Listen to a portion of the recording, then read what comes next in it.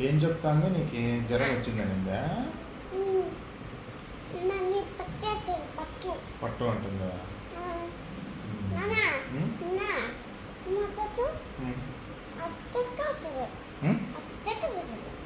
అట్లానా?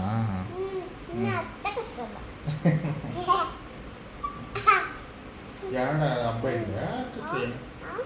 అబ్బాయిందా?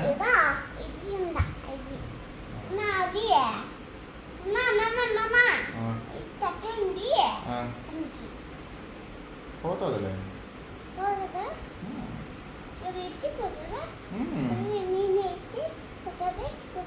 పోతుంది. ఓకేనా? ఎందుకు ఊరికి పో అంటున్నావు?